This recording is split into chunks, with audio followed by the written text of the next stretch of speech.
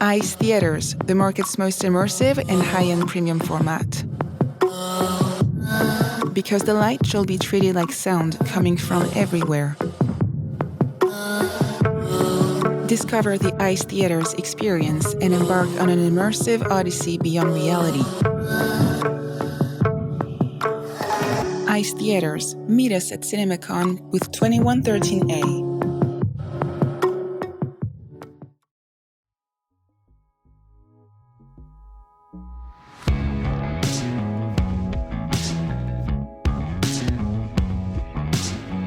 This is the Box Office Podcast. I'm Daniel Loria, the editorial director of Box Office Pro, here in our daily CinemaCon edition presented by ICE Theaters.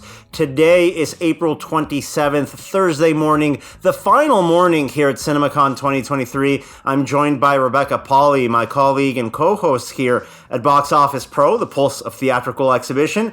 Rebecca's our deputy editor here at Box Office Pro, and we've been running around, Rebecca, all week covering everything in this show. I'm exhausted. I have to correct you because you said week, and it has to have been at least a month. It feels that like way. It, right? It's great. Oh man, it's an experience. Well, that's what happens when you start the week with a pint of rosé. I told you. I didn't. I told you it was not rosé.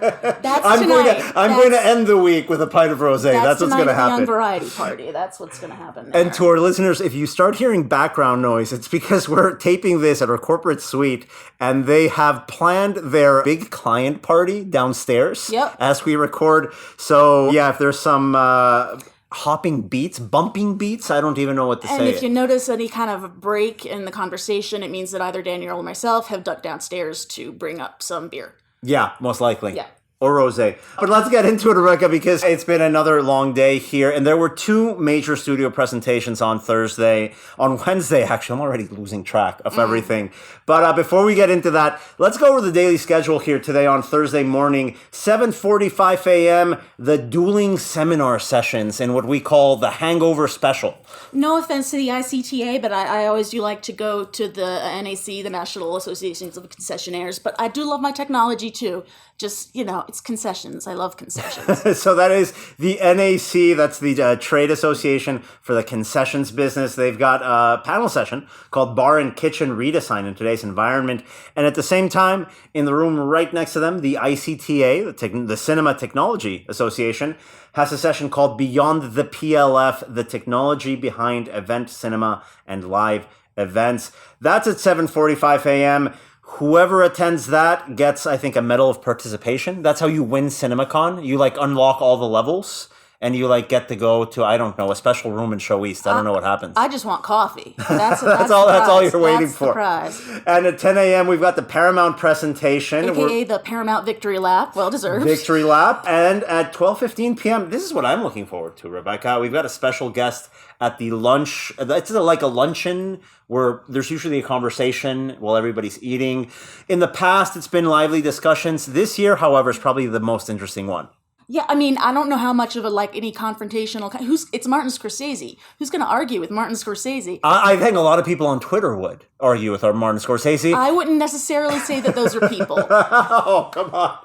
And we love you guys. If you're following us online, please don't direct your hate comments towards us. We're people too. And after the 12:15 p.m. lunch conversation with Martin Scorsese at 2:30 p.m., things close up here on the official coverage side for us because it's parties after that. 2:30 p.m., the Lionsgate presentation, followed by a screening of Joyride. That's a comedy coming out from Lionsgate later this year. That's going to be a nice end to a very long week. But I will tell you, so far, we've gone through 3 days here of CinemaCon. It's very different than the last 2 years. It feels a lot more like 2019. Yeah, I mean, as everyone knows who was at that kind of half CinemaCon, the one that was in August in 2021. The best one, by the way. I mean, my favorite, yeah. It definitely did not feel like a normal CinemaCon. And even last year, I feel like we hadn't yet seen the crazy box office of Avatar, of Top Gun Maverick. That hadn't come out, so people, I feel like there was a little sense of hedging your bets a little bit at that point, just mentally.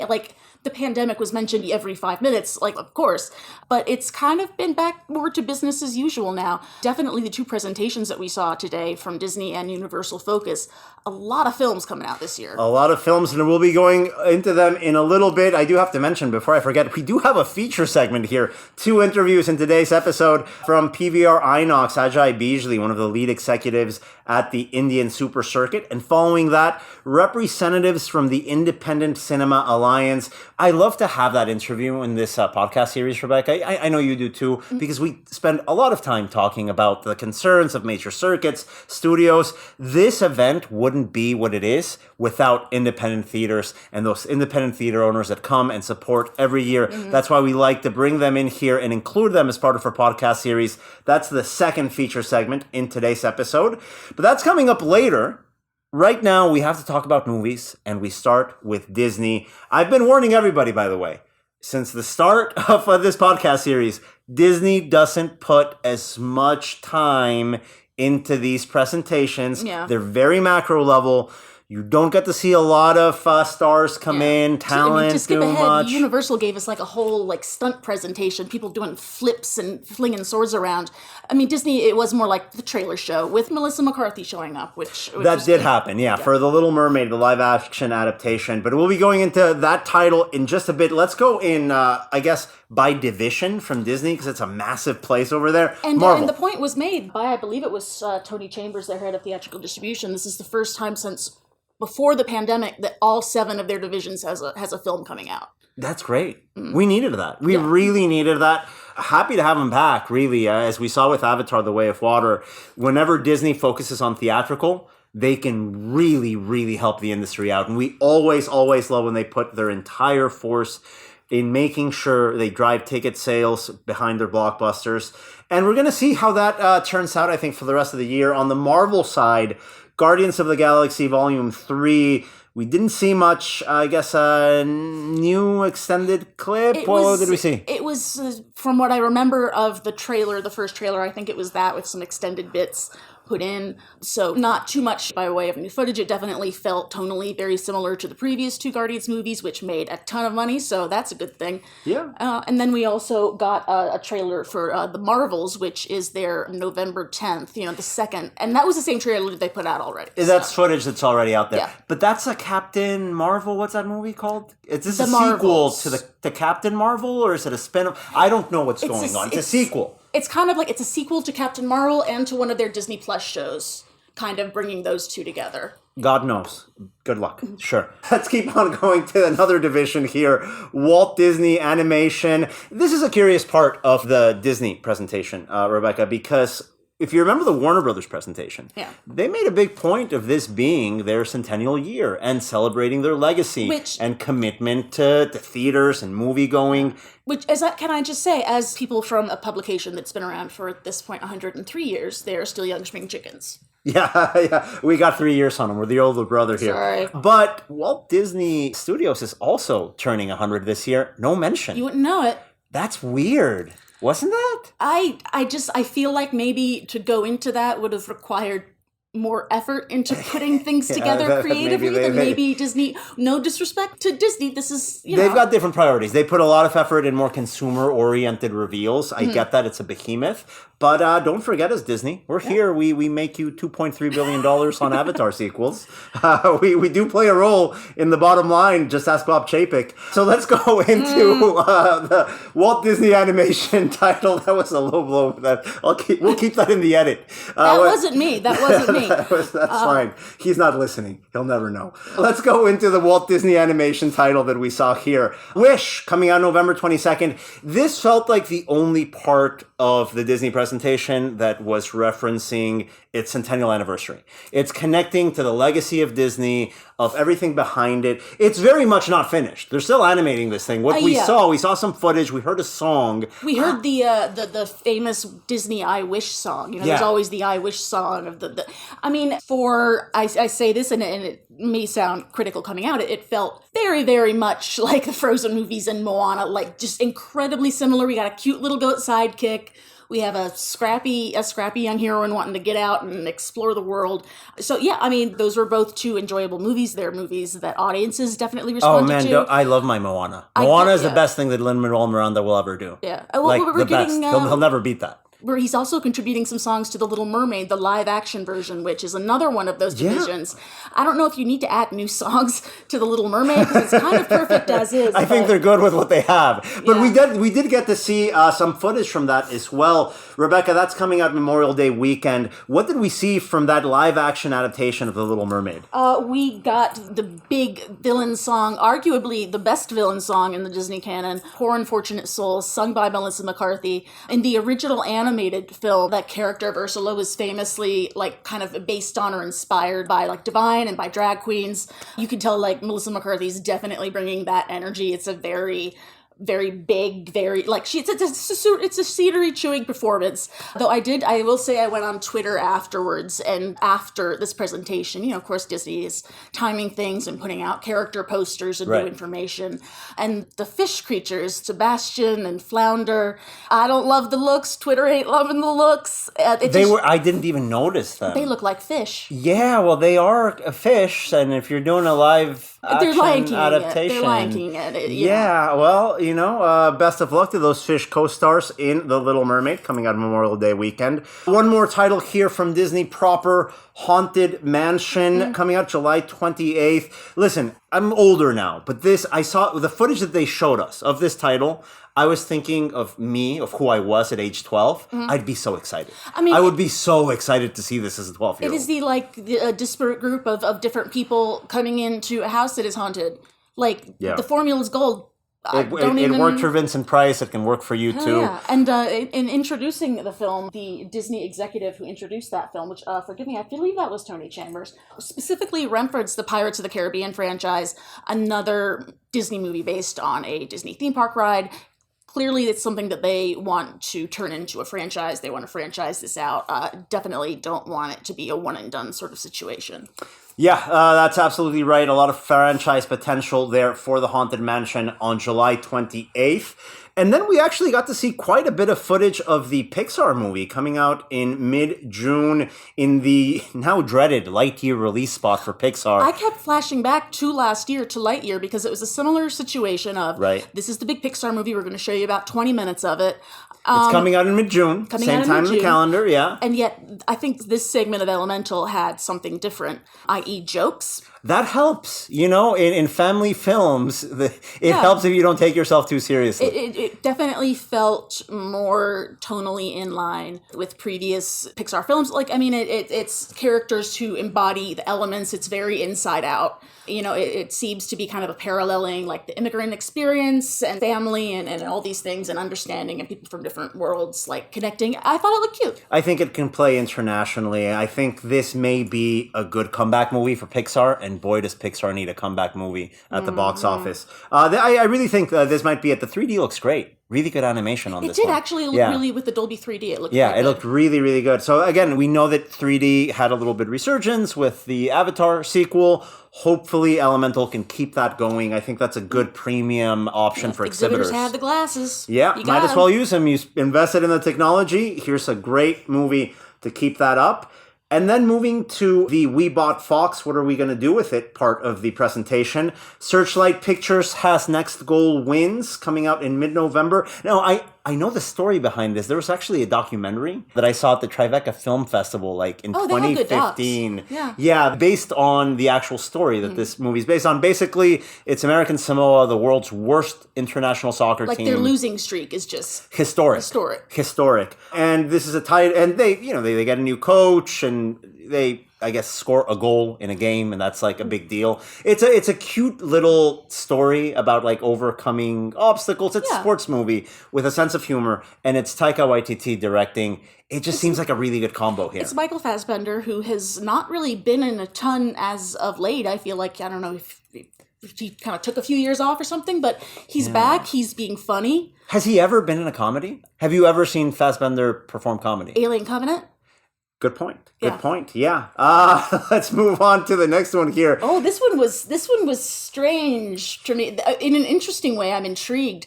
A Haunting in Venice, the third film in Kenneth Branagh's oh my goodness. Oh, we don't have Romeo with a French accent to say the French names. Hercule Poirot. I'll just man. lead into the American pronunciation there.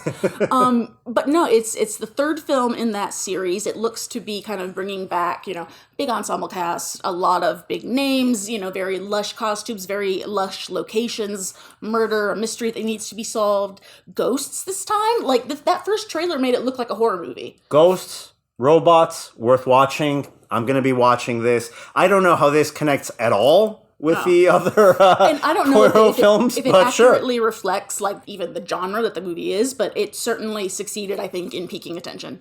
Let's go with it. And then a compelling title. This was probably the most interesting presentation in the Disney slate for me. I hadn't heard of this movie. What can you tell our audience about The Creator coming out on September 29th? So honestly, if you we saw the first trailer for this film, which is a kind of futuristic space opera, sci-fi epic that goes into, kind of a man versus machine, man versus AI sort of situation.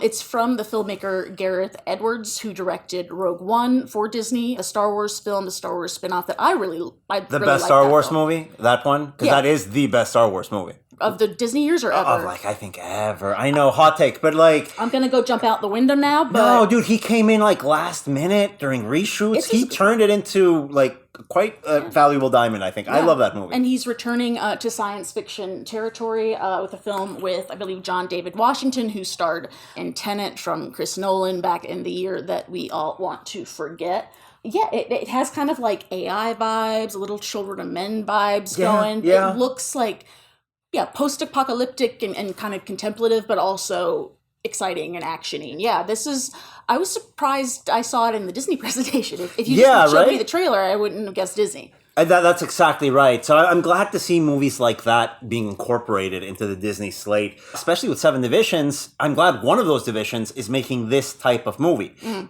Now, and that's, a little bit of a wild pitch out there. See what happens. It's probably not going to be a massive blockbuster. The guaranteed hit, however, was what closed out the presentation from Lucasfilm. We got to see a pretty good chase sequence, actually, out of the Indiana Jones and the Dial of Destiny title. That is the new Indiana Jones movie with Harrison Ford coming out on June 30th. Harrison Ford via video sharing an introduction to the clip. I thought the chase scene was fun. It reminded me of why I like watching Indiana Jones movies. It reminded me of, I don't remember if it was 1 or 2 years ago, but with No Time to Die, with the James Bond film, we got a preview of a car chase scene. Yeah. And you know what? Just, if you preview your car chase scenes at CinemaCon, because they work. Good, right? They work. Is there, it's bank robberies and car chases, on a movie screen. It can't get any better than that. Those are the two best things to film. It was action. It was exciting. It was Harrison Ford careening in a little miniature taxi van thing through the streets of Tunisia or something to that effect. I don't know the exact city, but it was interesting. It was very Indiana Jonesy. Yeah, I think that's going to be one of the year's highest grossing films. I'm not going out on a limb saying that. And the early footage that we saw really did not disappoint at all. So that does it for Disney, because they after that they went ahead and screened the entirety of The Boogeyman. Now, we haven't heard from our colleagues any reactions of the film itself. As soon as we do, we'll share them later on in future episodes of the Box Office Podcast. But we do have here a whole other studio presentation, Universal and Focus Features coming together. I always think these guys put on a great presentation. This one ran long. It ran long. That's a mood killer, but I think if it had not, it would be my favorite studio presentation this year so far by a long shot. So we'll try to be as quick and succinct as possible going through all the previewed titles in this 2.5 plus Universal presentation at CinemaCon. So rather than waiting to bring out Christopher Nolan at the end, they just opened with him, which is the smart idea. We got to see a first look of different scenes. It was maybe less of a trailer, more of a mashup of Oppenheimer. It was a pastiche. I don't know. Sure. I don't even know. The French guy isn't here. You can use that word. That's fine. I can't. He won't call me out if I'm using it wrong. No, this is one of the films, along with Barbie, with which it shares a release date still. This is one of my most anticipated films of the year by a long shot. It's going to be a good double feature for you that weekend. Back to back. Back to back. And I will buy tickets to both. I won't do one and sneak into the other because I like my job and I want to keep it. And we'll go into David Gordon Green doing that in a little bit, but let's keep it on Nolan right now. So, I mean, the movie, it looked amazing. And, Christopher Nolan was I would say he had the biggest response from the audience by far. Absolutely. It just didn't, the applause just kept going. Justifiably, of the footage we saw, I thought it was really nice to see Robert Downey Jr. act in a movie that's not made for children. Mm-hmm. I hadn't seen that in almost a decade. Really refreshing. You forget he's a great actor, and it's great to have him in a movie like this one. I'm looking forward to it. I really am. Some black and white photography in your notes, the contrast on it. Oh, the contrast was amazing. The sound was amazing. But like half of that is that wonderful laser projector that you have, here at Caesar's Palace. There's so many laser projectors coming out right now. We've got a lot of press releases. Companies like Cineionic and Christie really pushing them out and really raising the standard of the standard auditorium. This is going to be, I think, a great test of not only PLF, because we know this, Nolan, IMAX, guaranteed hit, right? That's not under discussion. But I think you can pull this off at a standard auditorium and come out with a great experience as long as it has a laser projector. As long as your projection is on point. But if you do want to see it in premium formats, Christopher Nolan did note that, I'm going to pull up the exact quote, all the PLFs, is that what he said? All the PLFs. Basically, it's coming out. It's coming out in IMAX, in 70, in 35. Don't forget our friends at ICE. They're going out there. Yeah, no, they're bringing in titles left and right. We'll be hearing more about all of the ICE titles that are coming out later this year in our sponsored segment in a bit. But yeah, that PLF conversation, it's great to hear it from Christopher Nolan himself, how it's not just one format. It's all the premium formats that filmmakers are coming in and actually making these cinematic experiences for. And there are so many different premium format options in the market, either first party, in-house, or third party through brands. That it's great to see this content pipeline and it's great to see that there's potential for the quote unquote standard version of Oppenheimer also look amazing, look great. I mean, it echoes what Jane Hastings of Event Cinema was talking about in the panel that she was on, which you will hear some more of in tomorrow's episode. Providing a variety of experiences for moviegoers of different interests at different price points. That's just a really essential component for exhibitors. And really what we saw from Universal is they really hammered home that it is essential on the production side as well. They definitely specified and really hammered home. We have a lot of movies over a lot of different types of genres and geared toward different audiences. I mean, it was all over the place in the best way. In the best way possible. So let's keep on talking about these movies, because Jim Orr, the president of domestic distribution over at Universal, I think he had a great quote at the presentation that I think encapsulates this diverse slate that they had. He said, "We don't simply buy franchises at Universal. We build them. If you're going to throw shade at Disney, that's how you do it. This is homegrown, built from the ground up IPs. No superheroes here, but movies that can work on a one-off, like we see from Chris Nolan, or building these new franchises." Let's get right into it. If you're going to shade Warner Brothers, it's by bringing out Nolan first. And if you're going to shade Disney, it's about highlighting the fact that you can build franchises. Particularly, Universal's been successful at doing that with the Illumination films. I mean, I don't think when the first Despicable Me came out, anybody thought what a phenomenon Minions would become. And now it's like the millennial reference of going to the movies. It's crazy. And there's a new Illumination title coming out later this year called Migration. There's, I guess, ducks in it. I don't know. Go see it with your family. It looks cute. It looked beautiful. Yeah, that's fine. It's a family of ducks going on a migration. Yeah, the head of distribution. Chris Meledandri said, "I find ducks so irresistible. I don't know what he's talking about. Ducks are frightening." Right. And Chris being the head of the animation studio, Illumination, over there at Universal. So it was great to have him out there and introduce a new title from Illumination that's just coming out of releasing the Super Mario Brothers movie that's just making this amazing business. Now, Daniel, can I brag a little bit and give you a little bit of guff? Yeah, I like guff. Because we have this film, Migration, from Illumination. kids' family animals. Following that was Strays, not from Illumination, live action. We actually have an interview with the director in our CinemaCon issue. That is a movie about animals. It is R-rated. It is adult. I have been saying, like, I am hopeful for this movie. I think it's going to be awesome. It is directed by the guy who did Barb and Star. And you know I love Barb and Star. Which I love. I love that movie. It's written by the American tabloid guy, and I've been saying, like, it's going to be good. And I've been doubting it. Talking dogs, live action, I had doubts, but we saw footage today at the Universal presentation. Rebecca's right, guys. Rebecca's right. I'll be having my pint glass of rosé this evening to just prove that point. It looks fantastic. Will Ferrell's in it, as voice talent. On hand at CinemaCon to present the film with the other star of the film, the dog who he voices. Yeah. Great bit. Good, amazing bit. He's hilarious. It's, I think, one of the more pleasant surprises that we had from that Universal presentation for today. You. I done knew. Yeah, you knew it was always going to be good. And you can read Rebecca Pahle's interview with the filmmaker behind Strays in the CinemaCon edition, print edition of Box Office Pro magazine. If you don't have it, subscribe. Come on, you listen to us. Come on, help us out here. Help us out. Yeah. Next up, a film that I don't think either of us are as excited for. I am willing to be pleasantly surprised. We have an Exorcist kind of franchise sequel, reboot. It is going to be 3 films. It is going to be from David Gordon Green, who rebooted the Halloween franchise as a trilogy. We didn't like it. Yeah, well, okay. I don't want to burn 45 minutes of this podcast talking about the new Exorcist trilogy from David Gordon Green, but I will say this about this Halloween trilogy. It took risks that nobody else would have taken with that material. I think it would have been better as just one film. I think the first David Gordon Green Halloween did everything you needed it to do. Yeah. I'm not sure there was really space for another 2 movies. But after a terrible second installment, the third one, I agree with Russ Fisher.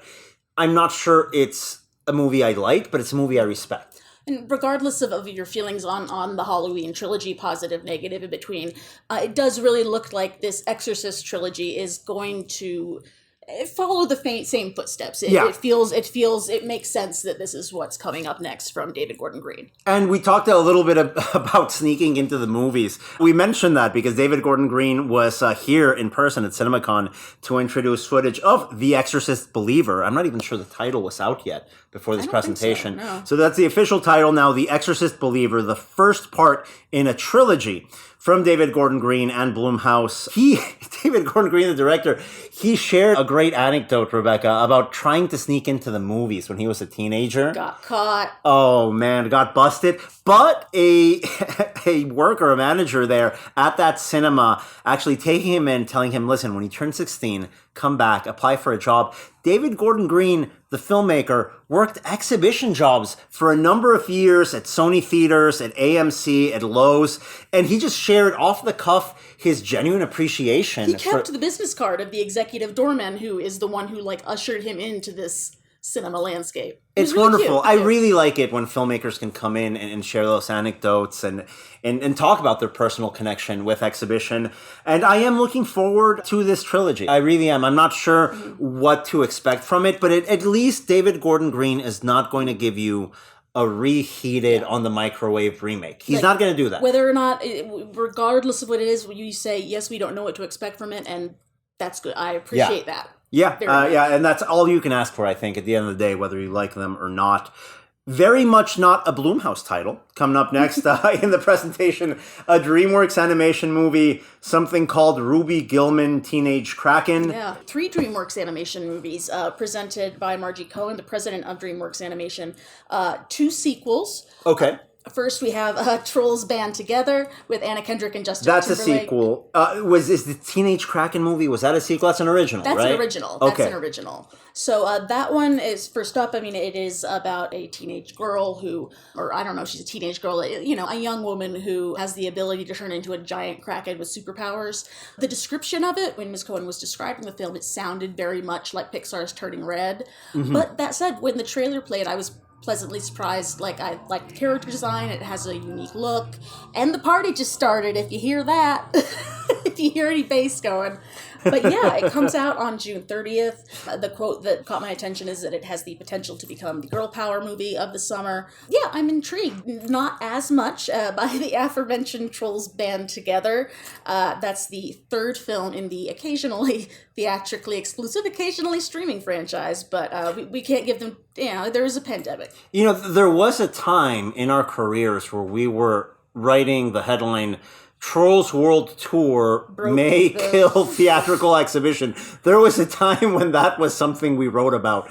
Now, the next installment in that franchise is coming out, and Anna Kendrick was here in person with Justin Timberlake, and we're just absolutely charming. Those two have chemistry. Like, when they smile at me, I feel special. Like, they're not looking at me directly, but when I see Justin Timberlake in person, smiling, and Anna Kendrick next to him also smiling, I can't help but smile too. I'm a sucker sometimes for like genuine star power. You get those moments now and then in these presentations. I felt it. I didn't feel it, but I'm not gonna yuck your yum. I'm just gonna keep moving. You weren't an NSYNC fan growing up, and also you probably don't like Pitch Perfect as much as I do. That's probably why. You're a Pitch Perfect fan. You're a Swiftie. My God. I know. I do. I'm not a Justin Timberlake person, but you know who I do love? Who doesn't love Jack Black? Yeah, and he was very entertaining. Jack Black coming in person here to introduce there's no footage of Kung Fu Panda 4, which is a massive global blockbuster behemoth. And especially, and one that has really, really, really succeeded overseas. I didn't know in Beijing there's a whole theme park based on it. Oh, man. I mean, it is a massive, massive global hit. There wasn't any footage to share of this title, but Jack Black... The dramatic reading of the elevator pitch of the film. Yeah. I don't know. You know what? It's good. He can sell a movie. His works. Beard was trembling with emotion.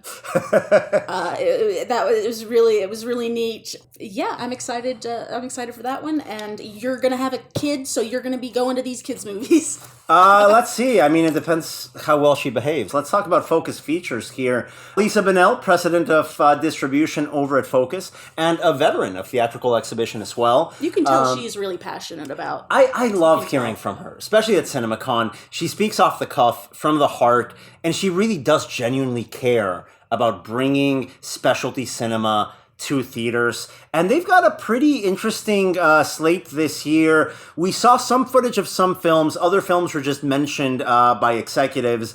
One film that we didn't get to see any footage from, but that I'm really excited to see, is Robert Eggers' take on Nosferatu, because of course I'm excited to see that. Mm-hmm. We didn't get to see anything from that title. It was just mentioned. It was a shout out. We did get to see footage from a couple of movies here. Rebecca, starting with the next Wes Anderson film. The next Wes Anderson film, aka like catnip for art house exhibitors. I mean, anything Wes Anderson puts out, you're gonna have to, I think, get a ticket in advance if you want to catch that on opening weekend at your art house film.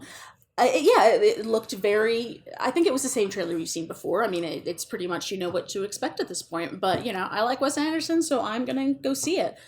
And then we've got a mom movie, My Big Fat Greek Wedding 3, which is going to... I don't say that despectively. We call movies dad movies all the time. It's a mom movie. And there's a good mom movie. We need mom movies in the market. Look how well 80 for Brady performed. The book club next chapter coming out These shortly. Movies do well, and they address part of the demographics that don't always get movies consistently. I'm looking forward for this hitting the market and appealing to segment of moviegoers. Yeah. It's something that the chairman of Focus Features, Peter Kujawski, mentioned. He's like, we don't need to stick to any particular tone or subject matter for the sake of quote-unquote branding. Right. We will throw stuff at the wall and see what sticks with various audiences, which I think was definitely shown in the presentation today. For Focus, we have the third Big Fat Greek Wedding film. We have Wes Anderson, and then you have from Alexander Payne, The Holdovers, with Paul Giamatti being an irascible boarding school teacher, being real angry and yelling at people.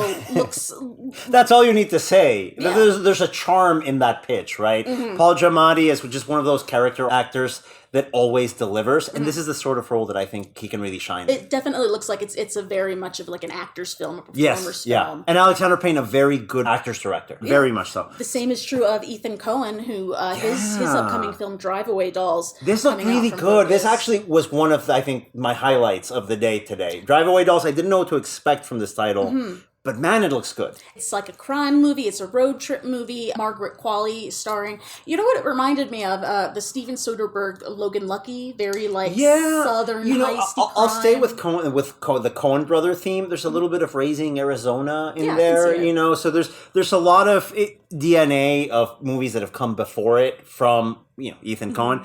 He's co-writing this, not with his brother Joel, but screenwriter Trisha Cook is coming in and acting as a co-screenwriter here. So I'm very interested to see how this plays out. I always have a good time with those type of movies. And it's one of those, like, smaller mid-range films that we really do need more of than we've been getting these past few years. Absolutely. And then after... Not a smaller mid-range film. No, because what's the best follow-up to a Coen brother trailer is Fast X.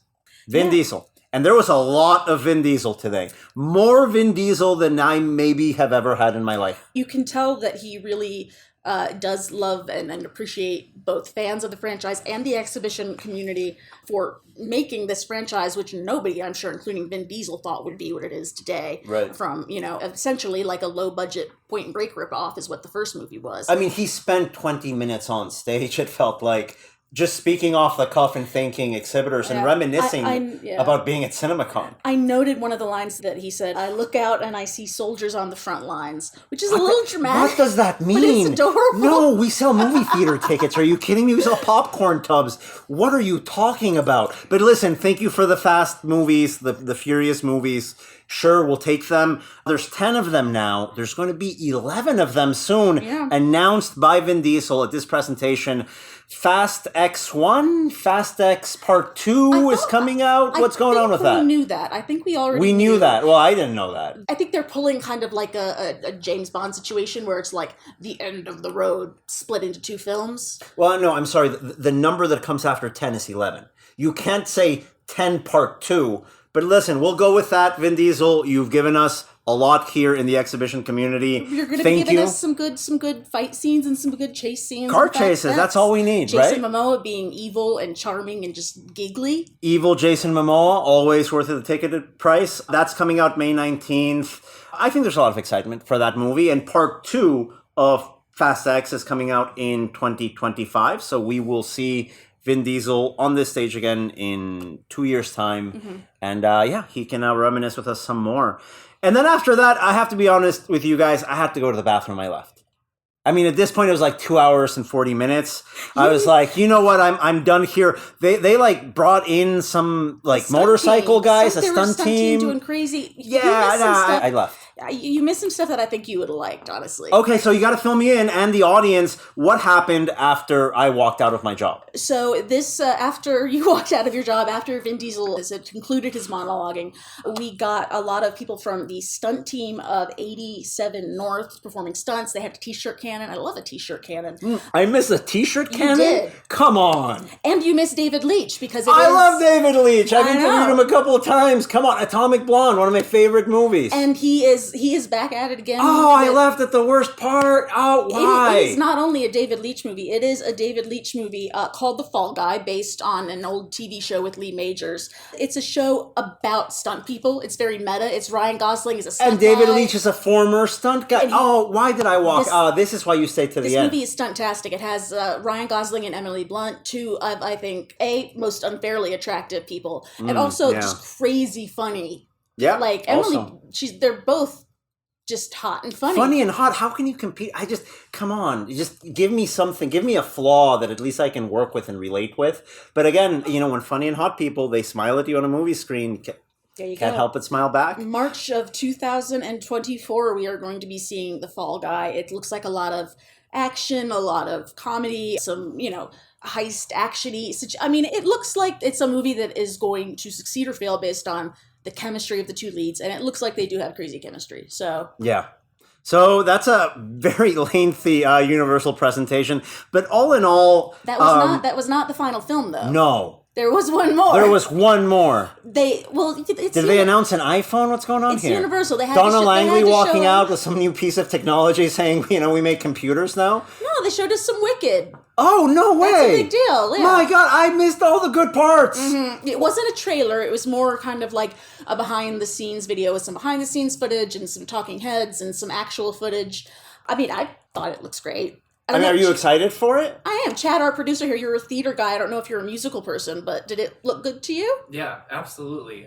And the fact that some of the footage was a little rough, they hadn't finished the CGI, but they've also built this incredible world. Right. So much of it was practical. And the costumes look it was amazing. Like 9 million tulips that they said that they... Yeah, they planted 9 million tulips because they want everybody to be like super immersed. Yeah. Hey, tulip business booming once again. Yeah. Good for Amsterdam. Yeah, it looked really good. I was not sure what to expect after a few days back. We saw the first images of the film and they were just super dark. Yeah. But the film looks colorful, it looks bright, it looks very much kind of in the Greatest Showman vein of like a December just fun family movie, go see it again, you know, different in content, definitely, but tonally I kind of see a resemblance there. Well, you have to think Wicked is just one of the most successful Broadway musicals of all time. A film adaptation starring Ariana Grande is somewhat popular among people. Apparently. Like, you know? Yeah. No, I think it's going to be, obviously, you know, going on a limb, you think Wicked's going to be a big hit. But then again, I will say this, I don't want to jinx it. A couple of CinemaCons ago, we got to see we didn't get to see any footage from Cats, but they did perform Memory live at CinemaCon, and everyone was like, this movie's going to be great. Cats is going to be... Nope. That was the same CinemaCon where they revealed that, like, it's the scale, they were the scale of actual cats. Yeah, I don't want to jinx it, by the way. I really don't want to put that into the universe. I don't think Universal would ever make that mistake again with a musical. I hope that it's not a mistake that they make, Daniel, because if it is, they made it twice. Wicked is not one movie, it is two. The first one coming out around Thanksgiving of 2024. So, yeah, I mean, I don't know exactly what's on that schedule, off the top of my head. I'm sure there's going to be some competition, but it seems like it's going to be a good film, knock on wood. Yeah, we're going to be looking forward to seeing a lot of these titles out in theaters in the coming months and years. And that does it for the news segment here on the Box Office Podcast. Coming up, we're going to be having 2 sets of feature interviews. One with the head of PVR INOX, the Indian Super Circuit, Rebecca Pahle, interviewing Ajay Bijli. And then following that, my interview with representatives from the Independent Cinema Alliance. But before we go into that, we've got another special guest here in a sponsored segment, pre-recorded, obviously, but I did take this from the trade show floor, Rebecca. I love going down there here at CinemaCon. I visited our friends at ICE Theaters and spoke with Guillaume Tomine Desmassour, their managing director, about the momentum that their premium format is experiencing, is enjoying right now in the market, getting picked up in a number of different countries. That interview is coming right after this break here on the Box Office Podcast. And we are back here on the Box Office Podcast at CinemaCon, brought to you by ICE Theaters, and fittingly so, because we are recording this sponsored segment from the trade show floor here at CinemaCon. I'm with Guillaume Tomine Desmassour, the managing director of ICE Theaters. Guillaume, welcome. It's crazy. We're here at the trade show floor. You hear it in the background. People are walking, going to booths. You've been here for the last couple of years in the post-pandemic trade show. This is different. This is different, and we're very, very happy. We came here, Las Vegas, with a team of 8 people, and it's impressive because nobody has a free minute to spare. We have been talking to clients, to prospects, to distributors, to exhibitors, from the morning to late night, and we don't stop. It's really, really satisfying to see the industry is finally back on track.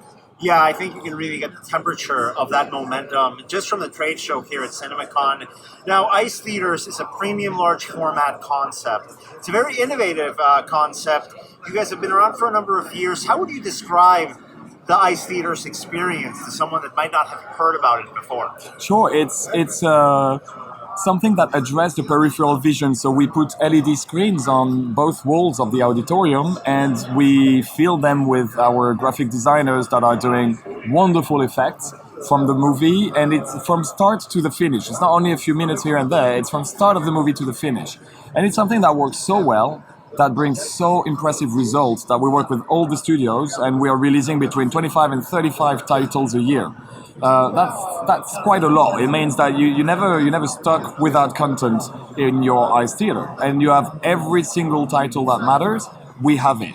Last year I met Renaud from PVR at CinemaCon, and a few weeks later we announced a deal of 23 ICE theater in India. But in India, 80% of the box office is done by Bollywood distributors. Right, it's domestic titles. So you have to work with the domestic distributors to get them ready for your specific format. You've done that. Which we did. And we did encode 3 titles in India, Brahmastra, Bola, Patan.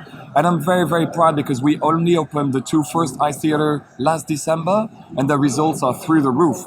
We overperform all other premium format in each cinema where we have an ICE theater. 60% of Patan release. Patan is a big Indian movie. 60% of the ticket sale in India were done through our ICE theater format. So we're really, really delighted. We were supposed to only do 3 theaters the first year, but actually we're going to do 8. 8 in your first year. And this is a relationship where you met your contact from PVR, the Indian circuit, a year ago in Las Vegas. Here at CinemaCon, yeah. At CinemaCon. And within 8 months of meeting at CinemaCon, you're already opening your first PLF auditorium with your partners at PVR. You're now planning on getting 8 within your first year. Yeah. Let's talk about that expansion, because it's a concept that's proving itself with exhibitors. You guys are in a couple of countries already. Where are you expanding to, and where are your presence now?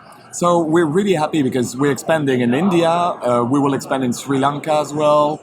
We are in Saudi Arabia, in United States, Spain, France, Estonia. But the thing that is pretty new since the day before yesterday, here at CinemaCon, I'm very, very happy to say that we will engage deals in Chile, South America, Colombia, Ecuador. So Latin America is going to be on the radar for ICE theater for quite a few years now. But also we will engage in Asia with several territories. Deals are on the table, and I'm quite confident that they will be signed, and we will be able to announce them in the next few weeks, probably before Cine Europe. So it's a very aggressive plan of expansion. The big question now is how will we address all those clients at the same time? So we need to pace, because we want to deal with each client, with each partner, the best we can. Now, Guillaume, I think one of the reasons on why the ICE theaters format has been getting the momentum it has in very recent years is that it's something that was designed by an exhibitor. We're talking about CGR Cinemas, the second largest circuit in France. That's the ownership, that's the investment group behind ICE theaters. You've developed a business model that makes this accessible for movie theaters to implement this without having to worry about licensing fees or costs that could be prohibitive to folks that may be scared of adding a premium format auditorium in their complex. Actually, that's 100% true. We all know that premium format is the best format that resists any crisis. It's the one that helped drive the growth of each theater. But not at all costs. You need to be very careful, with cash flow, with your business. So we are an exhibitor. We operate 700 screens in France. We're the second largest exhibitor and over 70 locations. So we know what we like and we know what we don't like. We don't like maintenance costs, prohibitive maintenance costs. We don't like to not being able to book our theater the way we want. We like freedom, and we are nobody to teach our client how to book their own theater.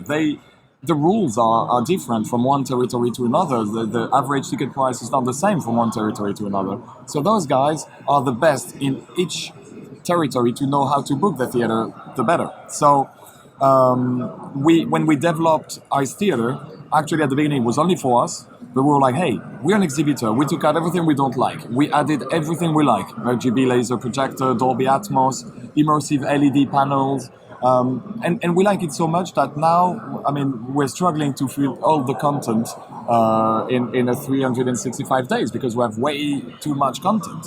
So it's really, really, really, really good. I'm glad to hear that, and congratulations on all that positive momentum. That's Guillaume Domin de Massour, the managing director of ICE Theaters, a premium large format concept that is expanding all over the world. Thank you again for your support of the Box Office Podcast. Thank you, Daniel.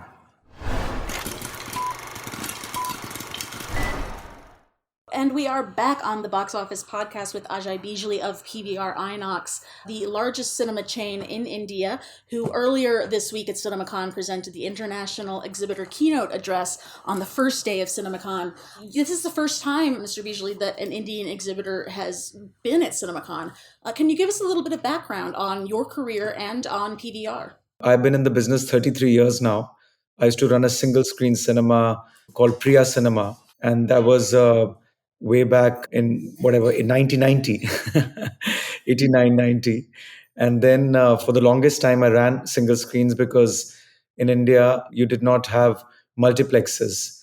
But then I did a JV with Village Roadshow of Australia, who were expanding in various parts of the world. And we've formed a company called Priya Village Roadshow Limited way back in 1994. And then 97, we opened our first multiplex, which was a conversion of a single screen cinema into a fourplex.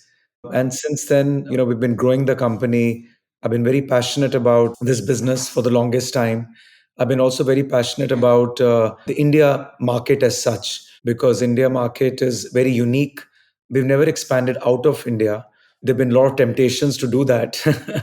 But because India was always grossly underscreened, you still had a single screen culture, and multiplexes were still something that were very new, and shopping centers were coming up, malls were coming up, and single screens were getting converted into fourplexes, threeplexes.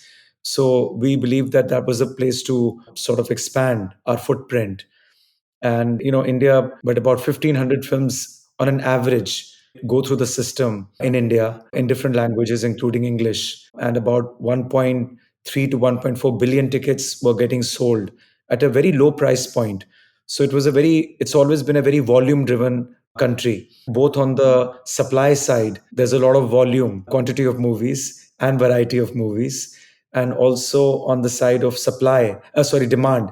There are again lots of people who visit the cinemas. It continues to remain the number one form of out of home entertainment in India. So that makes the whole country and the market very unique. The dependency on Hollywood is not that much. Of course, when Hollywood movies do well, they do exceedingly well. They get dubbed in various languages. But by and large, 90% of the box office is still Indian films. So that's what makes our market very unique. And so pre-pandemic, at least that is how the numbers were.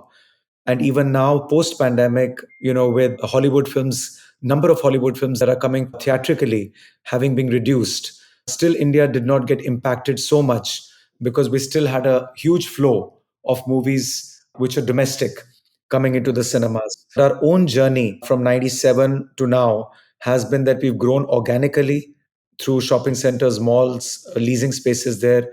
We've also grown inorganically, where we acquired almost three very large chains and then took our screen count to 800, 900 screens. And then just before the pandemic, we realized that our balance sheets would get very badly battered. 18 months of closure. Bad timing. Yeah, so we decided that the only way to make the company stronger would be to merge the company with the number two player.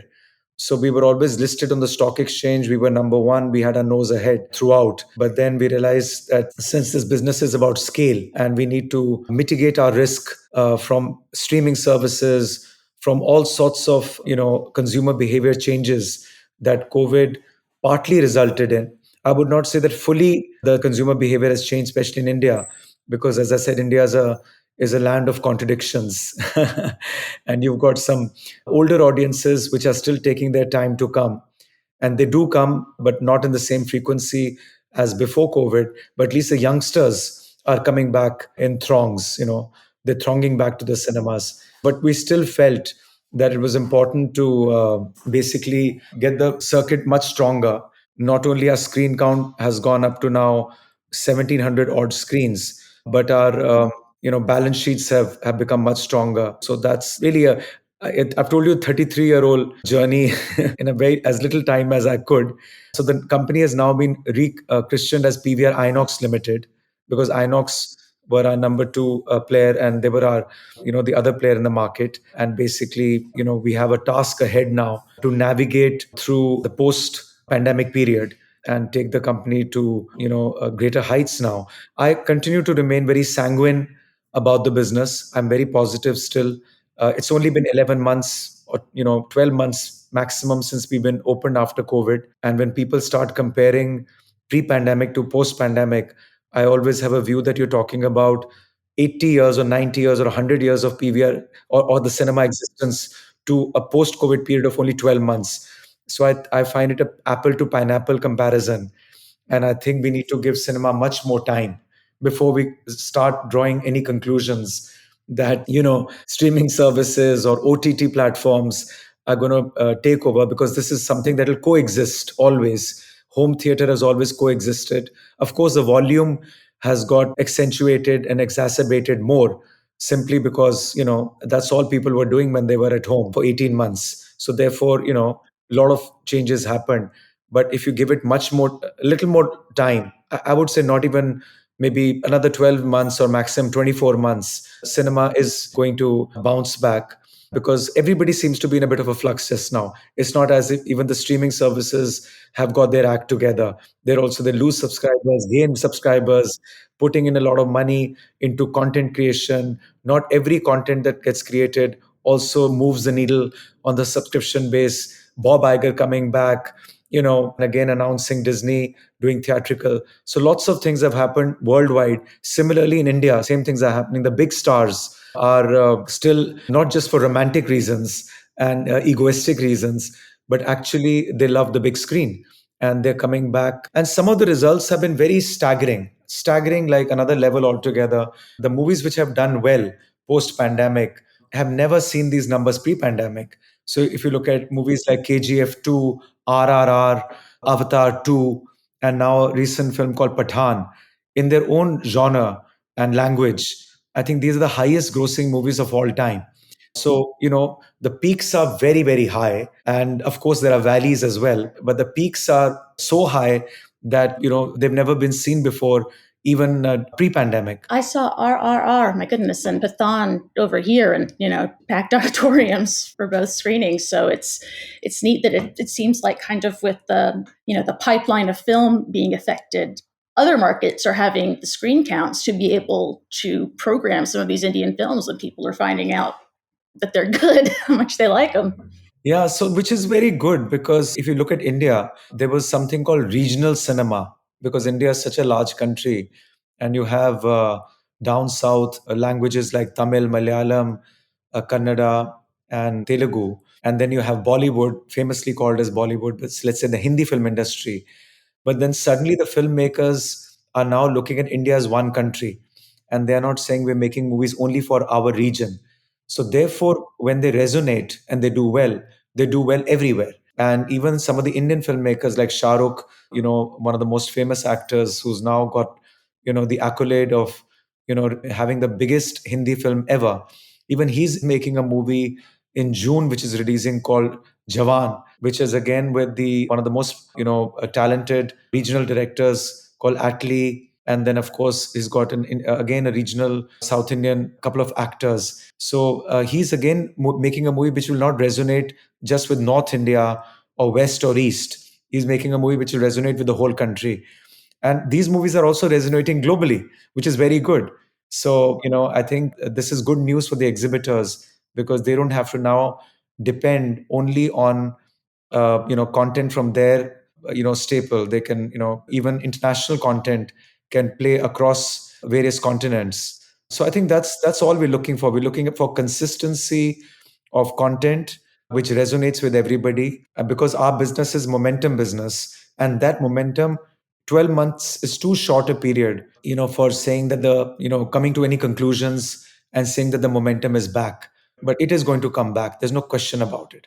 One leg of our business is, of course, joint at the hip with the film industry, and one leg of our business is joint at the hip with the retail industry and the shopping center development. So India is also going through that phase where organized retail is replacing mom and pop retail. So even all cities in India now have shopping centers, malls coming up. And because cinemas are such an important part of any shopping center and mall, so whoever is making a mall always sticks in 4 to 6 screens minimum, depending upon which part of the market you're in, to finish his mall. I think that growth is what is giving us momentum to grow as well. So as we speak, between PVR INOX, we're adding close to 150 to 200 screens every year. So sometimes markets do question us that where is the logic? Because if your current screens are currently, still They're doing great. optimum level. But my answer to them is because we are not a short term player. I'm not going to take a long term decision based on 12 months. I'm going to take a long term decision based on the history of exhibition business in India and the future that it holds in every small town, and medium town and metro. So I think, and these places where we are going, those cities or those catchments where still the organized multiplexes, the consumer still hasn't seen. They haven't seen stadium seating. They haven't seen, Dolby Digital, laser projection system, the whole wow factor of cinemas. And our cinemas are very, very high on design because Indian movies are colorful. Indian movies are vibrant. So the whole philosophy of PVR has been not make cinemas which are dull. They're not utilitarian cinemas. They're very exciting cinemas because it's an event for people to go out and watch movies in India. They dress up and then they go. What do you think the role of premium formats played in the future of Indian cinema? Indians are very serious, very, very particular about their movie going experience. I mean, my daughter was in Bombay when Avatar came. She saw it in all formats. She saw it on IMAX and she saw it on a new format that we've come out with called ICE, where you have, you must have read about ICE. The side panels. Side panels. Right. Today, in fact, I went to one of the cinemas where they were showing, I think the movie's Ant-Man or something in its third or fourth week on ICE, and it was busy. It was about 40% occupied. So 4DX is there. And I think it enhances, it makes it more experiential. That's what cinema is all about. So I think premium formats only make that experiential argument even stronger. And India is like any other country, where if a big Maverick is coming or now Mission Impossible is coming or Fast and the Furious is coming, people will make choices and pay that premium if it's playing on a big format.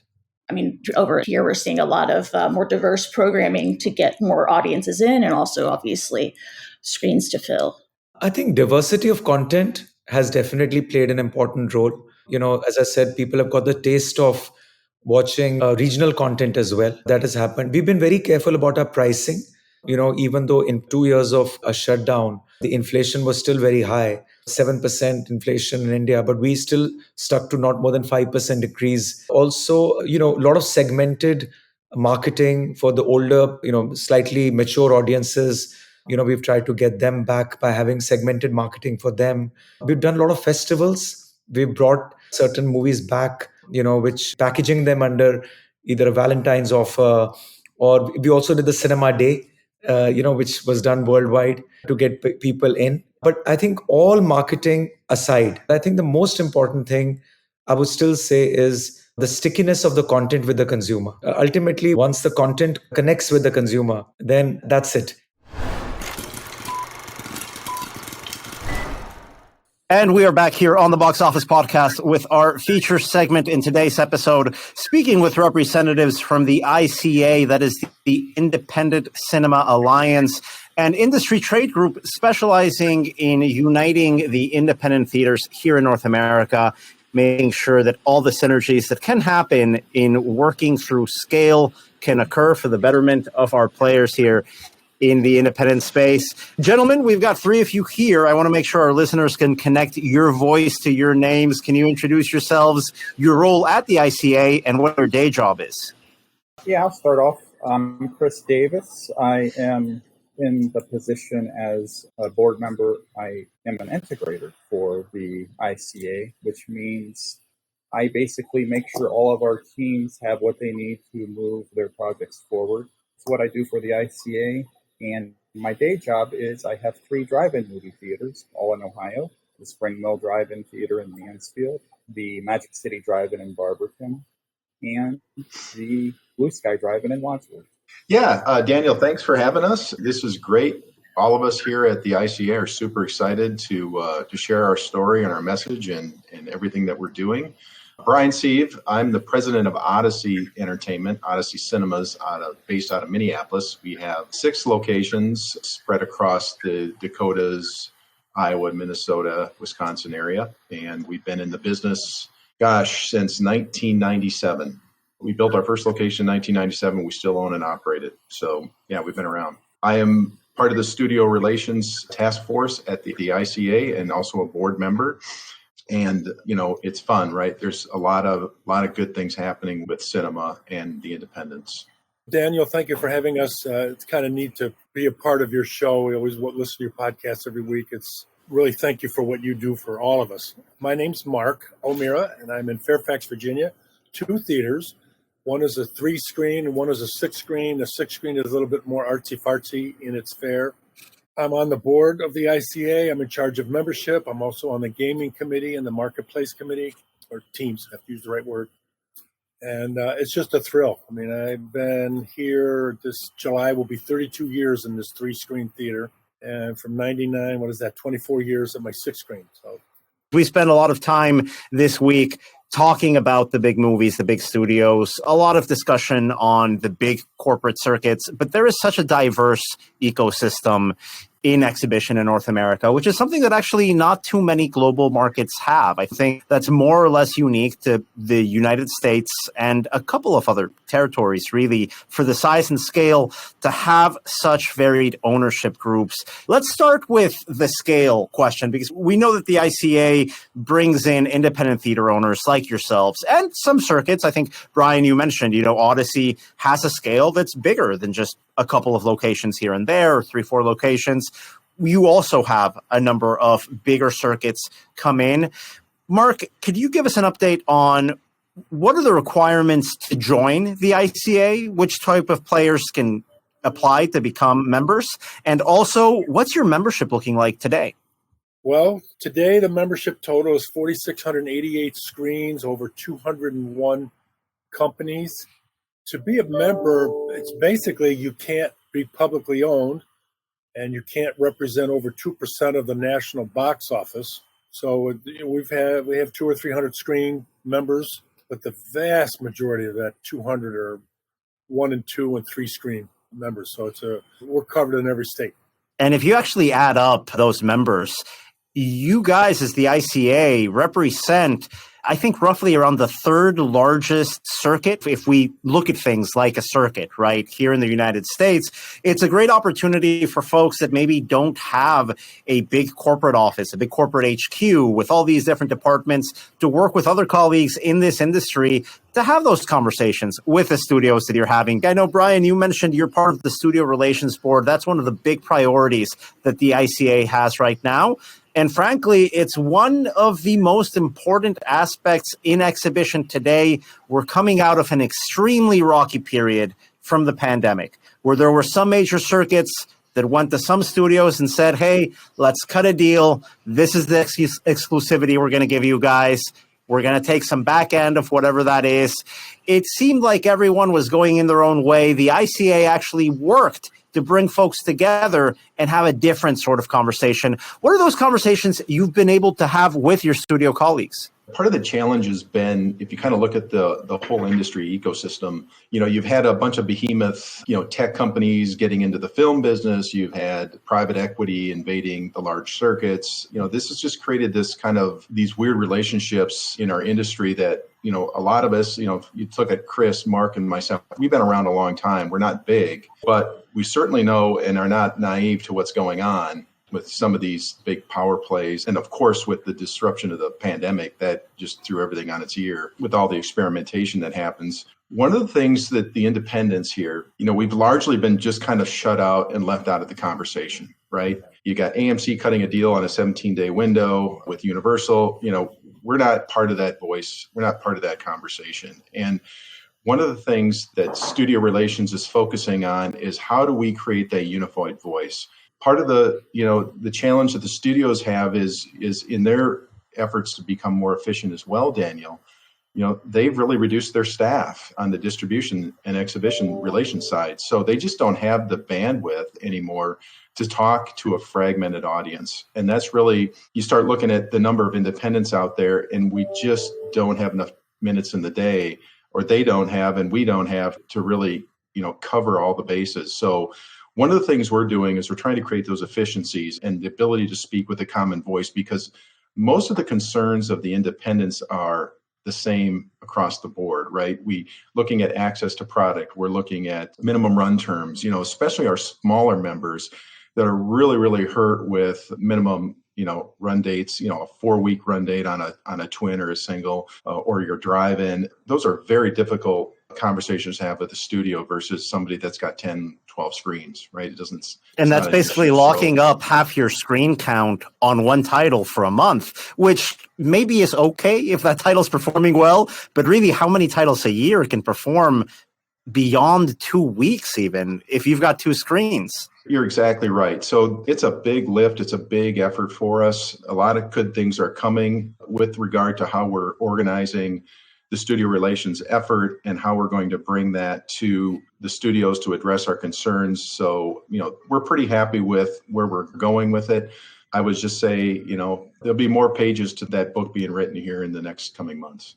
Not that long ago, or maybe it doesn't seem like that long ago, that studios would have offices, distribution offices in most major markets across the country. You would have a regional representative that you could reach out to, whether you're a big or small player, to address any concerns you have. People are consolidating. That's not the case anymore. And the staff's just, it's not that these folks don't want to help. It's just that bandwidth. And it's important to have these conversations at scale. And another aspect where it's important to have these conversations at scale are with vendors, with suppliers. And that's where the ICA marketplace comes in. It's something that has its roots back in the digital transition when we had the cinema buying group helping independents make that digital transition, which was vital for the survival of the industry. Can you guys go into what the latest updates are with that marketplace?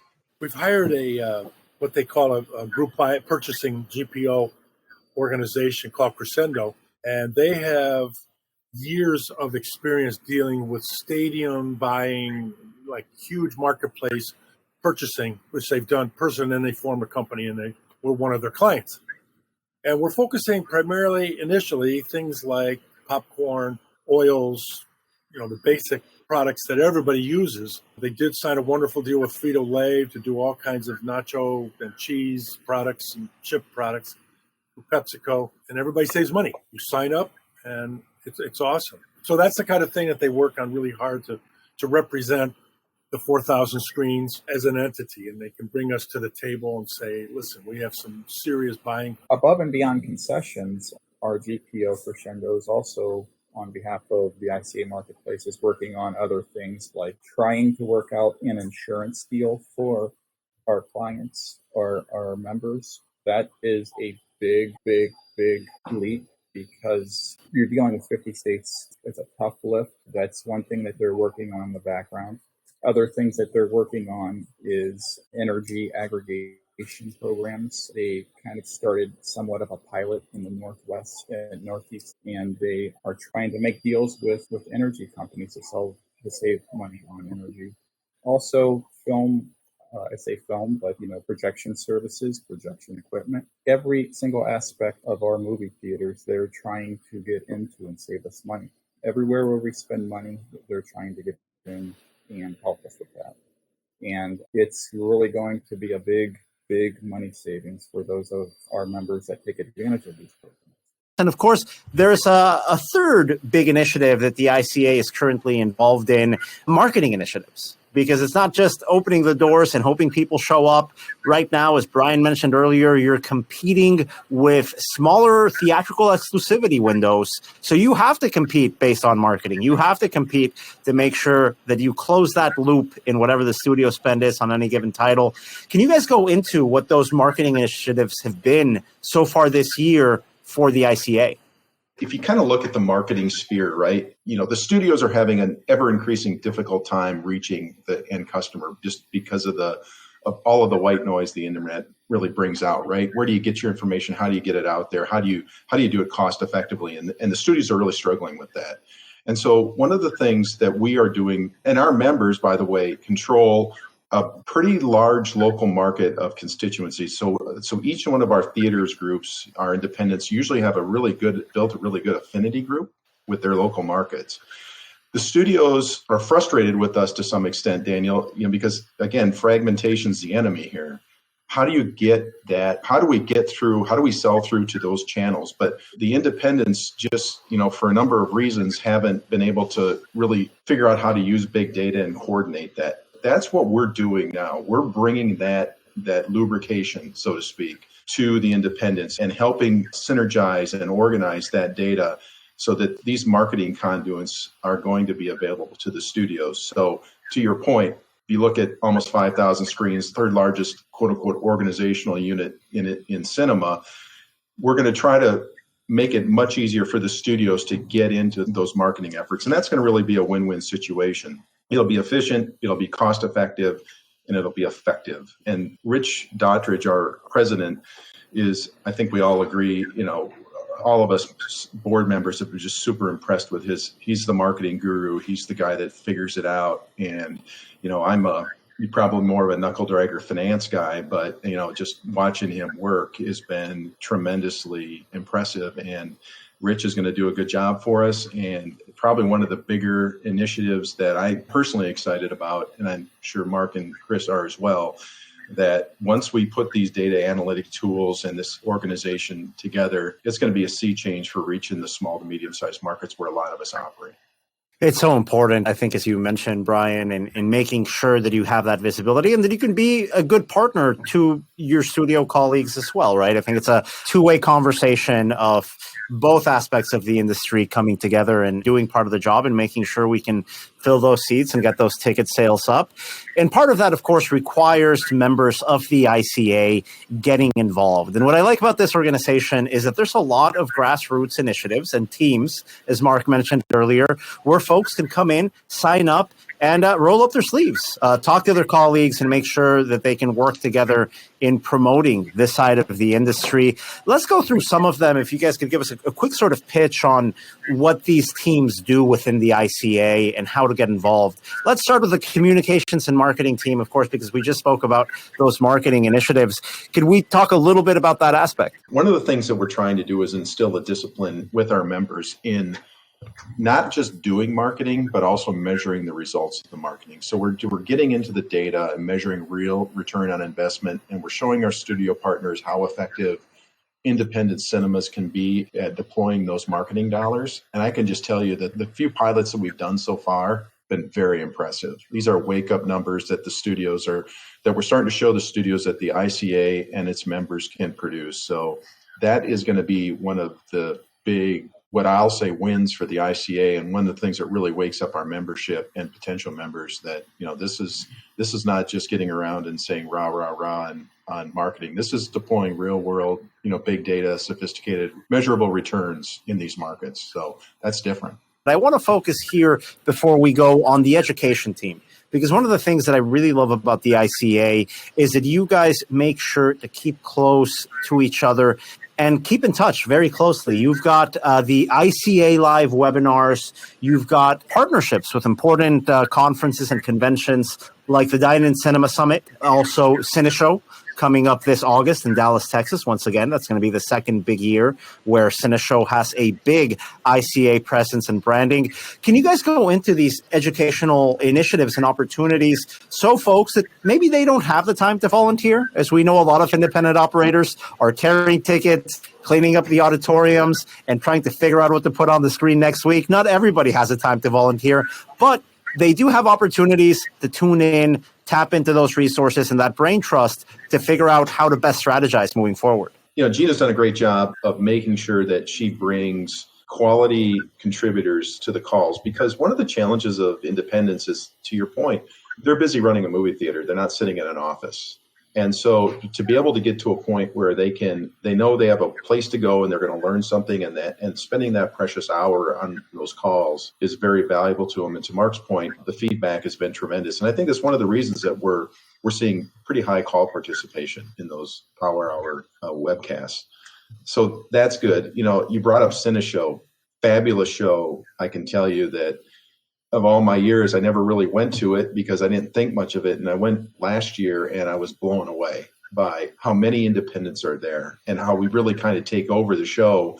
And we have all of these great events there that, we talk about the voice and the issues of the independent. So the CineShow is just kind of growing into this place where, even extra or even regionals that are not in the Texas area, or so to speak, where CineShow is in Dallas, come to meet and greet with other independents. And so it's a little bit more efficient than going to CinemaCon, so to speak. CinemaCon's great, don't get me wrong. Everybody loves it. But CineShow is a place where, if you're an independent, you want to go meet and talk and, exchange ideas about what the issues of the independent are, that's where we're going. And so we're pretty happy with that. I echo what you gentlemen are saying. It's one of my favorite events of the year. That's taking place August 28 to 30 in Dallas, Texas. Once again, that's cineshow.org if you want to get more information on that. My colleague Rebecca Pahle will be there representing Box Office Pro this year. And like you mentioned, a great opportunity to hear insights from your colleagues, to get these educational opportunities, that networking in person. That's really difficult in a big convention. This episode is running during CinemaCon. We know how important that show is. It's a little bit like running a marathon, right? It's doesn't have the intimacy of running a couple of miles with a good friend next to you. You're in a big sea of people in a big forum, and you do get a lot of insights out of it. It's just a different vibe altogether when we all get together in Dallas at the end of the summer. Well, thank you so much. That is Brian Sieve, Mark O'Mara, and Chris Davis from the Independent Cinema Alliance joining us here in this special CinemaCon edition of the Box Office Podcast. Gentlemen, thank you so much for joining us. And that wraps up today's episode of the Box Office Podcast here at CinemaCon 2023, presented by our partners at ICE Theaters. Thank you again for listening. This show is a collaboration between Box Office Pro, the Box Office Company, and Record Edit Podcast. Our final episode in this series is coming out tomorrow. Don't miss it. Thanks again for your support, and we'll talk to you again real soon.